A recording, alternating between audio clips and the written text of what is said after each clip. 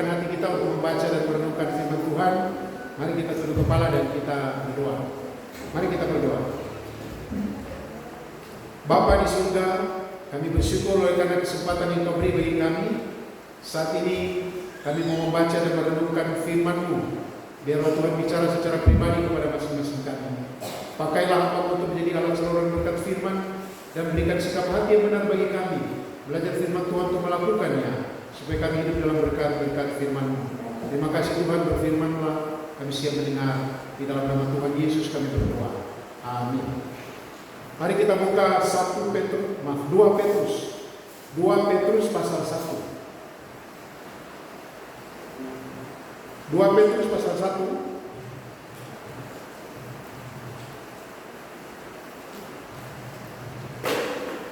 Ayat 12 sampai ayat yang ke-15. 2 Petrus pasal 1 ayat 12 sampai ayat yang ke-15. Kita baca bersama-sama ayat ini, mulai dari ayat 12 sampai 15 dalam hitungan ketiga. 1, 2, 3. Karena itu aku senantiasa bermaksud mengingatkan kamu akan semuanya itu, sekalipun kamu telah mengetahuinya dan telah teguh dalam kebenaran yang telah kamu terima. Aku menganggap sebagai kewajibanku untuk tetap mengingatkan kamu akan semuanya itu selama aku belum menanggalkan kemah tubuhku ini. Sebab aku tahu bahwa aku akan segera meninggalkan kemah tubuhku ini, sebagaimana yang telah diberitahukan kepadaku oleh Yesus Kristus Tuhan kita.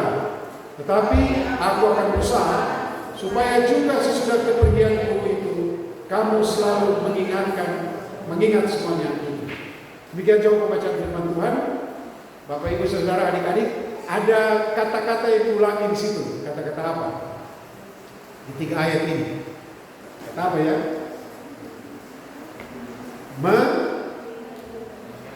Mengingatkan. Hampir tiap ayat ada ya, ada 3 kali. Tapi kata yang berikut adalah apa? Mengingatkan apa? Ada 3 kata. Ada 2 kata ya. Yang pertama tadi mengingatkan, kemudian kata semuanya itu. Semuanya itu ada berapa kali ya? Ayat 12 semuanya itu. Ya.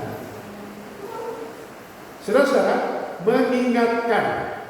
Mengingatkan itu artinya apa? Saya ingatkan kamu ya. Tetapi mengingatkan itu sebenarnya memberi ingat, memberi nasihat supaya ingat. Berarti kalau bilang mengingatkan berarti apa? Kita sudah tahu, ya kan? Sudah tahu. Karena sudah tahu supaya tidak lupa diingatkan.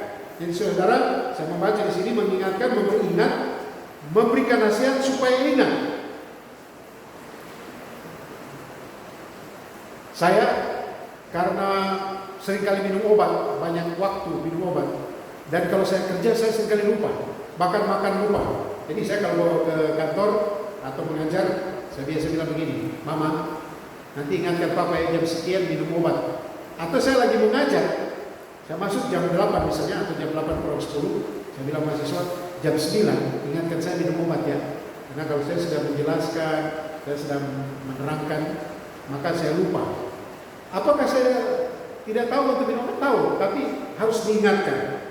Saudara-saudara, oleh karena itu, tema atau judul khotbah saya pada saat ini, pentingnya mengingatkan. Atau pentingnya diingatkan.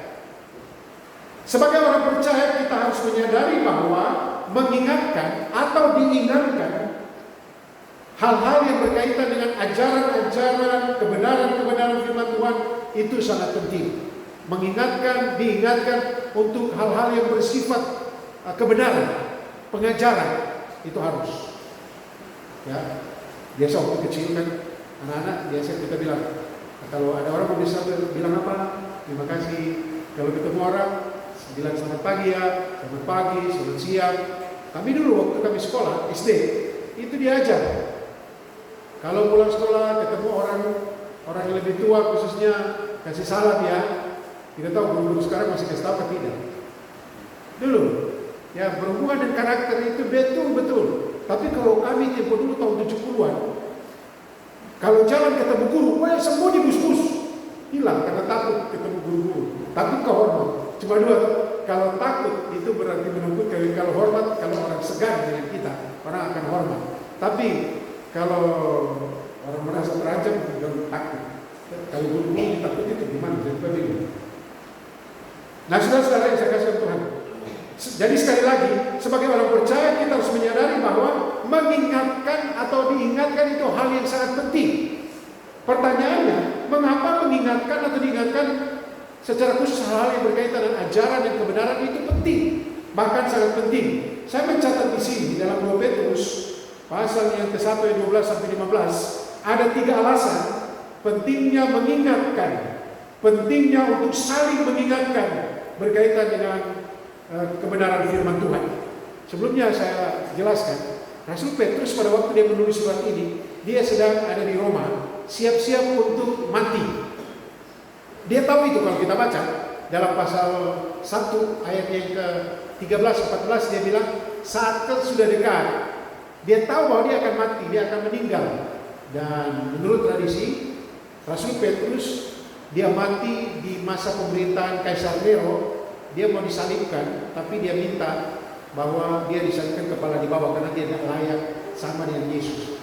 Jadi menurut tradisi Petrus disalibkan kepala di bawah, mati disalibkan kepala di bawah. Nah, dia sudah tahu saat-saat kematian dia sudah dekat.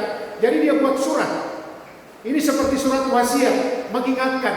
Sebenarnya ada, kalau saya meneliti di sini atau membaca berulang, ada 2 hal yang berkaitan dengan yang dia ingatkan. Semua terkait dengan ajaran sesat. Semua terkait dengan guru-guru sesat. Nah, guru-guru sesat ini ada 2 hal. Pertama, mereka mengajarkan hal-hal yang bertentangan dengan kebenaran. Misalnya, meragukan ketuhanan Yesus. Kalau sekarang kan orang meragukan ketuhanan Yesus. Yesus itu bukan Tuhan. Dia itu adalah Allah kecil dan nah, itu mengingatkan tentang bahayanya ajaran-ajaran palsu. Tetapi juga dia sedang menasihati jemaat-jemaat Tuhan oleh karena guru-guru palsu ini di samping mereka mengajarkan ajaran yang tidak sehat, mereka juga berperilaku yang tidak sehat dengan menafsirkan bagian-bagian firman Tuhan atau surat-surat termasuk Paulus punya surat tentang merdeka. Kalau percaya Yesus sudah bebas, tapi mereka membelintir itu dan menganggap bebas kan kita sudah ditebus dosa, sudah diampuni, jadi kita bebas. Termasuk guru-guru ini minta maaf, mereka berbuat zina, mereka mengajar dan mereka dengan tidur dengan semua perempuan, laki-laki pada waktu itu jadi guru-guru.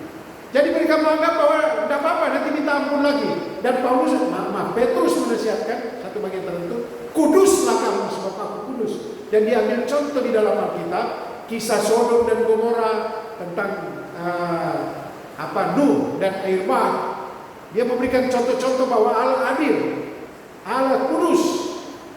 Dan kemudian dia memberikan nasihat soal kebenaran dan Injil itu. Nah, saudara-saudara yang saya kasih dalam Tuhan Yesus Kristus, 3 alasan pentingnya mengingatkan atau diingatkan tentang kebenaran dan tentang kehidupan yang benar sesuai dengan firman Tuhan. Alasan yang pertama kita lihat ayat 12. Kita baca ulang ayat 12 sama-sama. 1, 2, 3. Karena itu aku senantiasa bermaksud mengingatkan kamu akan semuanya itu, sekalipun kamu telah mengetahuinya dan telah teguh dalam kebenaran yang telah kamu terima. Alasan yang pertama oleh karena kita manusia cenderung lupa. Ya, kita manusia cenderung lupa atau lalai. Saudara, artinya apa? Artinya untuk suatu aturan, ketetapan ajaran kebenaran, kecenderungan kita lupa. Tidak usah yang terlalu susah dipikirkan. Lupa dan lalai atau melanggar. Misalnya kita bawa mobil, kendaraan atau motor, pas lampu merah, free. Tidak ada di sana, tidak ada di sini, tapi merah. Jalan ke stop. Stop. Karena merah artinya apa? Saya selalu ingat itu sekitar tahun 90-an. Saya biasa bawa pulang paduan suara jam 1 malam di Kota Manado. Ada tikungan yang biasa, perempatan yang biasa ramai, tapi karena sudah tengah malam tidak ramai lagi kan. Sampai di situ lampu merah saya stop. Dia bilang di belakang, Pak Gembala, free Pak Gembala. Ya, saya tahu free. Ya free Pak. Maksudnya Bapak jalan free. Saya bilang warna apa sana? Merah. Artinya stop. Itu kan aturannya memang seperti itu. Atau hal-hal lain saudara. Ini cuma contoh konkret saya. Contoh praktis dalam kehidupan kita dalam pasangan. Nah, kita cenderung lupa, tetapi juga cenderung lalai atau melalaikan, sengaja melalaikan. Coba perhatikan ayat 12 itu. Petrus mengatakan karena itu, karena apa? Karena ayat 10 dan 11. Coba kita lihat ayat 10 dan 11 bilang apa? Ayat 10 dan ayat 11. Ayat 10 dulu. Karena itu saudara-saudaraku, aku berusaha sungguh-sungguh supaya panggilan dan pilihanmu makin teguh. Nah, karena supaya panggilan kita makin teguh, sebab jika kamu melakukannya, kamu tidak akan pernah tersandung. 11, sama-sama baca. 3. Dengan demikian, kepada kamu akan dikaruniakan hak penuh untuk memasuki kerajaan kekal, yaitu kerajaan Tuhan dan Juru Selamat kita Yesus Kristus. Karena kita, kalau kita tetap teguh, kita berhak penuh untuk memasuki kerajaan Tuhan dan Juru Selamat kita, yaitu Yesus Kristus. Maka di sini Petrus mengatakan, sementara dia katakan dia senantiasa bermaksud mengingatkan, senantiasa bermaksud mengingatkan kamu, bermaksud terus mengingatkan, selalu mengingatkan, tidak akan lalai untuk selalu mengingatkan. Karena apa? Kita cenderung lupa. Apa yang harus diingatkan? Apa yang perlu diingatkan? Kebenaran Injil yang sebenarnya telah mereka ketahui dan mereka telah teguh berdiri. Nah, di sini Petrus dia katakan, di mana kamu, ayat 12, kamu telah teguh berdiri. Tapi walaupun demikian, aku mengingatkan kamu. Sama dengan kita datang di gereja, toh? Kita dengar firman Tuhan, kadang-kadang firman Tuhan ini kita sudah tahu. Saya sudah tahu.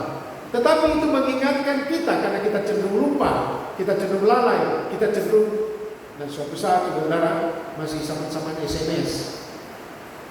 Walaupun waktu itu honor saya itu mungkin 600.000 Pak. Tapi saya rela untuk membeli pulsa 100.000 untuk setiap hari SMS orang yang ada di saya punya nomor. Saya SMS saja. Dan ada beberapa kali, tapi satu yang sangat paling menarik. Satu orang ya langsung SMS saya dan balas, Bapak Pendeta, terima kasih untuk SMS-nya. Kemudian ada orang datang telepon saya kan, atau bilang begini, Bapak ada SMS kepada si ini kan? Saya bilang mungkin ya, karena saya SMS 1 kali. Dulu kan bisa banyak-banyak. Dia bilang orang itu tadi malam datang kepada saya dan dia bilang SMS masuk, pada waktu masuk saya sedang berjalan menuju untuk membunuh seseorang. Dan waktu itu SMS itu saya langsung belok ketemu dengan saudara dan menyampaikan ini dan minta didoakan. Dia menangis. Saudara yang saya kasih Tuhan, kadang-kadang kita perlu diingatkan. Oleh karena apa? Oleh karena kita cenderung lupa, lalai, atau bahkan di sini adalah kita cenderung untuk melanggar. Kita tahu, membunuh kan kita tahu, membunuh kan tidak boleh. Tapi yang terjadi adalah kita melakukan saja. Atau kita memukul orang, kita bikin sesuatu yang tidak baik. Tapi kalau kita ingatkan, kita dan Tuhan. Cerita yang paling saya ulang di sini. Satu saat saya antar sama Om di kantor pakai Vespa. Kemudian setelah saya antar, saya mau pulang. Tiba-tiba saya jalan pelan. Ada satu mobil dia mundur dan tabrak saya. Oh, mobil itu dari rumahnya dia mundur dan tabrak saya. Jatuh. Pada waktu saya jatuh kan Vespa pelan. Saya angkat pelan-pelan. Tapi saya mau buka sudah merah. Emosi naik sampai di atas. Karena ini orang itu tidak lihat. Saya parkir motor. Saya lagi menuju. Anak kecil. Mungkin anak itu kelas 5 SD. Saya tanya dia bilang kelas 5 SD. Saya menuju ke dia untuk tidak akan pukul karena saya lama. Tapi saya akan marah dia mungkin. Pas saya sedang menuju dia, tiba-tiba dari belakang berteriak, Pak Gembala, kenapa? Oh, waktu dia bilang Pak Gembala, saya ingat nih, saya ini Gembala. Paling tidaklah. Kenapa? Saya bilang, ini anak ini dia bawa motor, mobil dan dia tabrak saya dari rumahnya. Orang tuanya mungkin takut, jadi tinggal saja ngintip-ngintip dari dalam rumah. Jadi mengingatkan perlu, Pak Gembala. Suatu saat juga ada satu pendeta gembala yang sudah senior bertamu di rumah kami. Anak kami Kelvin masih kecil. Kemudian ibu suguhkan minuman dan makanan kecil. Kemudian lagi cerita, tiba-tiba gembala ini ke kos makan. Kelvin bilang, obat tidak berdoa. Ada. Mengingatkan, sudah tahu toh. Tapi kita punya sesuatu yang namanya mekanisme pertahanan kejiwaan, itu psikologi. Dan kita cenderung sudah, padahal tidak. Coba, ada minta Mario berlupa. Kita seringkali tinggal bilang, aduh saya lupa, itu saja. Gampang kita bilang lupa, tapi susah lupa. Nah, saudara yang saya kasih Tuhan, mengapa perlu diingatkan? Karena kecenderungan sering lupa, tergoda untuk melanggar, lalai dan lain sebagainya. Saudara-saudara saya sudah katakan tadi, guru-guru palsu waktu itu memalsukan ajaran, mempraktikkan kehidupan bebas untuk memuaskan keinginan daging mereka dengan alasan kebebasan dan kemerdekaan. Kita bisa lihat di pasal-pasal yang lain. Bapak Ibu Saudara yang sekasihan Tuhan Yesus Kristus, saling mengingatkan itu penting. Kalau orang mengingatkan kita, bersyukur. Dia bilang, Pak, kita bicara saya, sebab dia sayang. Orang tua mengingatkan karena sayang. Guru-guru mengingatkan karena mereka mau berubah. Ya tahu?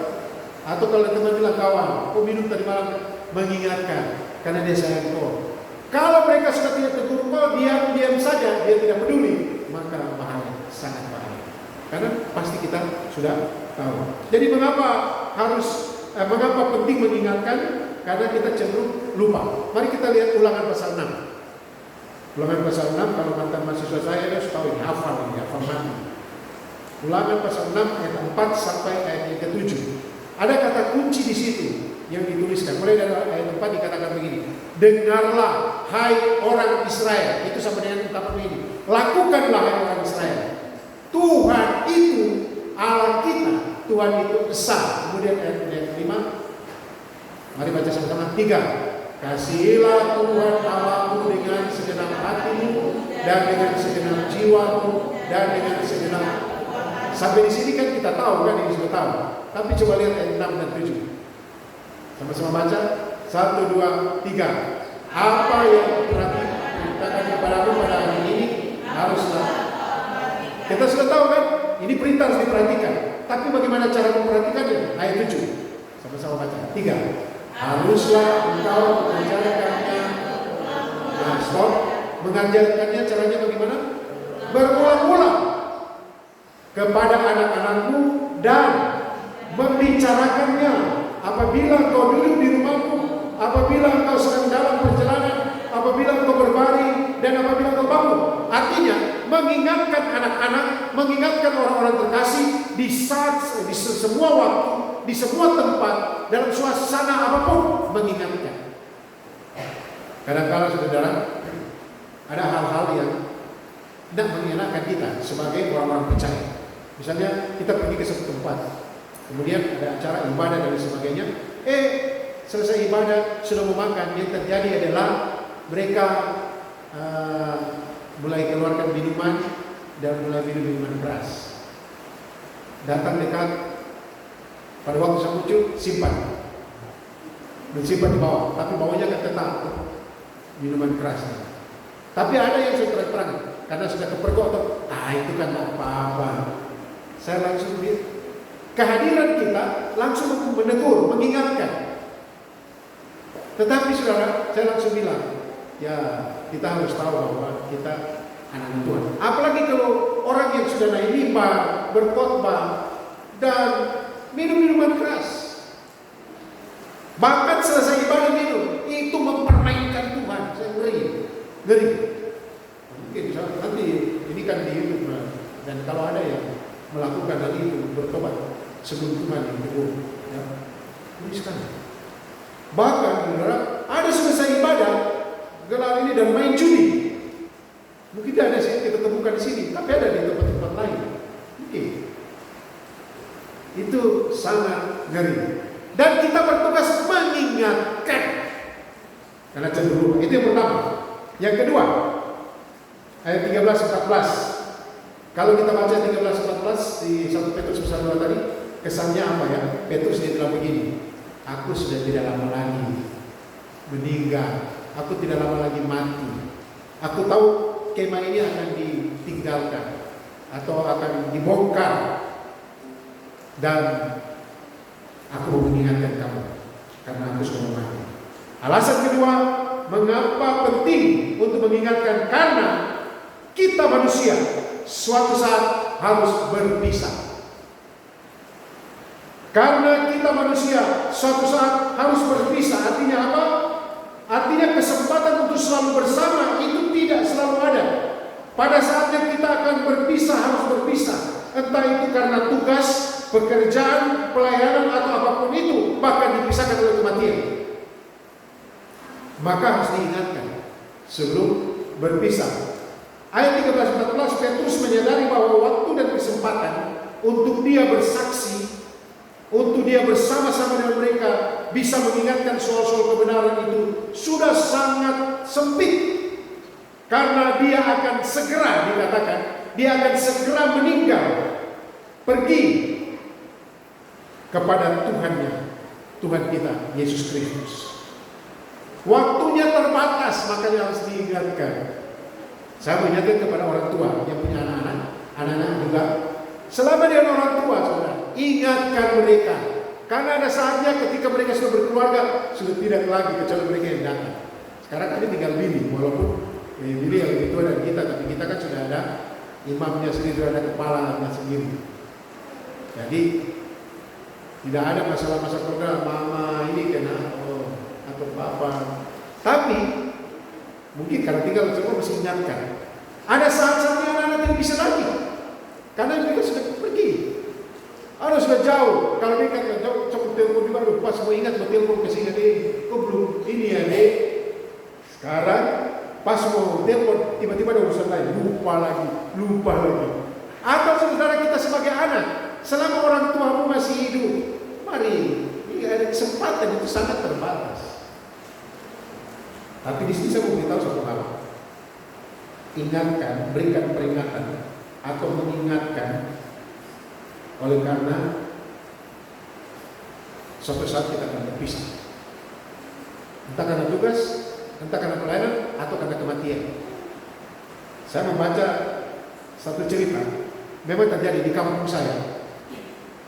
Ada lonceng, di belakang gereja rumah kami ada gereja besar, baru loncengnya bagus sekali. Kalau tarik itu sampai berkilo-kilo kedengaran. Itu gereja itu loncengnya ditarik pada waktu mau ibadah. Tapi yang kedua, orang mati. Biasanya kami kalau di kebun, kami dengar berapa kali bunyinya. Biasanya teng teng. Orang mati itu tunggu lama. Kita hitung. Kalau 70 kali berarti umur 70 tahun. Kalau 80 kali 80 tahun. Lama sekali memang. Ya, kalau anak-anak cuma ya, jadi satu kali ada satu cerita di Eropa sana. Ini anak ini dia perhatikan. Oh, kalau orang mati dia dengar 70 kali. Oh, umur 70 tahun dia meninggal. 80 kali. Dan dia dengar 50 kali. Dia dalam hati dia waktu itu umur 8 tahun. Dia pikir, saya baru 8 tahun, masih lama. Tiba-tiba besoknya bunyi lonceng 10 kali saya. Itu berarti anak usia berapa? Dia langsung takut. Aduh, berarti saya tinggal 2 tahun lagi. Kalau kita kan soal kematian bukan soal itu. Tetapi soal kematian atau berpisah itu adalah sesuatu di mana kita membangun komunikasi selama kita masih bersama. Sehingga saya merasa heran atau merasa sedih. Sebenarnya kita harus bangun komunikasi dalam persekutuan, apalagi gereja namanya persekutuan. Tapi dalam komunitas itu tiba-tiba justru tidak ada komunikasi, marah, saling mengkhianati, tusuk dari belakang. Itu ngeri ya di dalam persekutuan. Nah, walaupun kecil, sederhana, walaupun biasa-biasa saja, tetapi kita saling mengingatkan sebagai anak Tuhan, saudara-saudara Tuhan. Di keluarga, Sebelum anak-anak pergi, kalau Pak Pranama Supriyati masih ada dua yang sama-sama.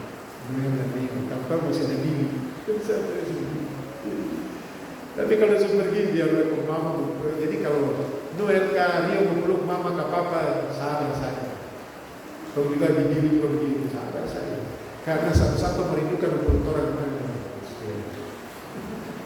Dia sudah pergi, atau dia segan. Jadi anak-anak kecil ini kalau datang bapak kerja, capek-capek. Bapak datang, bapak capek, sabar dulu.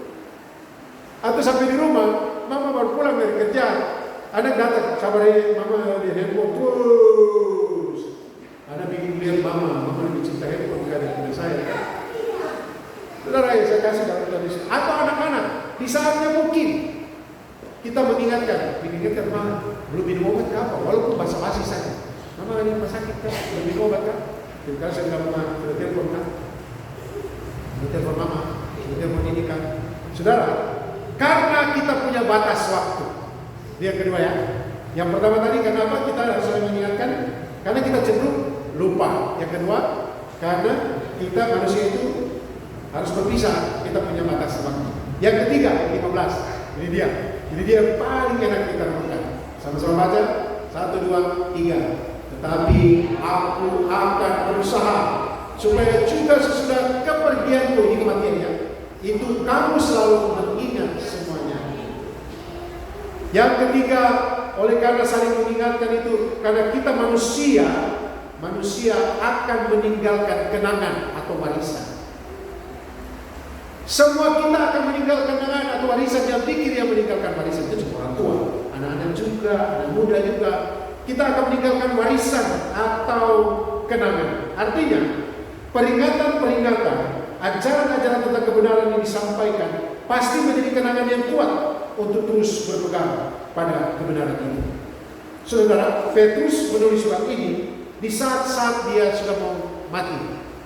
Jadi seolah-olah ini surat wasiat. Sehingga dengan sungguh-sungguh dia berusaha supaya mereka tidak melupakan. Dia katakan ini, aku akan berusaha supaya sesudah kepergianku itu kamu mengingat, kamu tidak melupakan.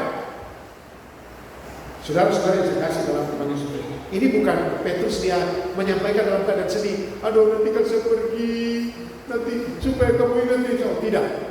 Tetapi dalam keyakinan iman, kalau aku pergi, kamu ingat apa yang saya sampaikan.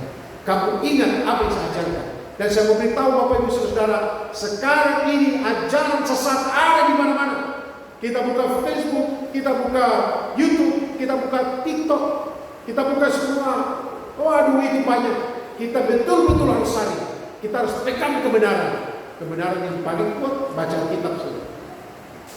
Tetapi ada banyak contoh-contoh yang tidak baik. Bahkan saya berusaha sebagai hamba Tuhan untuk berpenampilan sewajarnya. Saya pakai jas ini oleh karena tadi dingin. Aduh, kaki masih dingin sekarang. Tapi ada jas beberapa yang pakai aja. Pakai. Penampilan yang dimaksud juga adalah penampilan hidup, supaya apa yang disampaikan berpadanan dengan apa yang menjadi apa yang saya lakukan. Karena ada banyak orang bisa berretorika, bisa menyampaikan hal-hal yang kuat, yang indah, tetapi tidak melakukan dalam kehidupannya hari-hari sehari. Penting sekali bagi kita, saudara. Kita akan meninggalkan kenangan. Kita akan meninggalkan warisan. Warisan itu bisa berupa kata-kata, tetapi lebih kuat contoh dan teladan. Itu yang terkuat, saudara. Ada orang berkata begini, biasanya kalau kami pelayanan latihan berkhotbah, Ibu Delvi yang menyampaikan materi ini. Dalam menyampaikan khotbah kan tiga: menyiapkan, menyusun, dan menyampaikan dalam khotbah. Ditegaskan di situ bahwa khotbah adalah pengkhotbah itu sendiri. Supaya pengkhotbah itu waktu dia maju ke depan, sebelum dia bicara, dia sudah berkhotbah. Kalau dalam dunia pendidikan ini namanya transfer of value. Kalau guru kan, dia mengajar, dia transfer dua hal. Transfer of knowledge atau transfer pengetahuan, tetapi transfer of value atau transfer nilai-nilai hidup. Sehingga kalau lihat, kalau Gembala Rata seperti ini, cocok kan dia bicara seperti itu, cocok kan dia berkhotbah seperti ini, sesuai kan enggak? Nah, itu kenangan. Dan kenangan itu, saudara, akan nyata orang bicarakan. Misalnya kalau orang lewat di toko kubur, kalau ada kubur, pendeta Dolfi Firanta, dulu dia melayani di sini, baru kalau dia ini. Ada cerita, ada kenangan. Dan biasa orang mau yang positif mau disampaikan. Tetapi ada hal tertentu dia bilang, ya, memang dia khotbah eksposisi mantap. Tapi sayang di akhir hidupnya dia mengkhianati istrinya. Di akhir hidupnya dia gagal untuk melayani dan dia meninggalkan pelayanan. Selama masih hidup, mari kita tinggalkan kenangan. 3 hal penting mengapa mengingatkan itu penting. Oleh karena yang pertama, manusia cenderung lupa. Kita cenderung lupa. Yang kedua, ya, karena waktunya terbatas. Ada waktu yang terbatas. Yang ketiga, karena manusia akan meninggalkan kenangan atau warisan. Kiranya kita diingatkan oleh firman Tuhan ini supaya melakukan kebenaran firman Tuhan. Tuhan berkati kita sekalian. Amin. Mari kita berdoa. Segala puji hormat dan sembah hanya bagi Dia Tuhan yang telah memberi kesempatan bagi kami merenungkan firman. Tolonglah kami untuk dapat saling mengingatkan satu dengan yang lain berhubungan dengan ajaran, kebenaran, karakter, gaya hidup yang berpadanan dengan panggilan kekudusan, kesalehan seperti yang firman Tuhan yang Tuhan inginkan sekali. Tolonglah Bapak juga untuk menjadi pelaku firman dalam melaksanakan firman Tuhan untuk memberikan teladan yang baik, kenangan yang baik, dan daripada itu nama Tuhan ditinggikan di dunia yang Terima kasih Bapak dan bersyukur kepada Allah.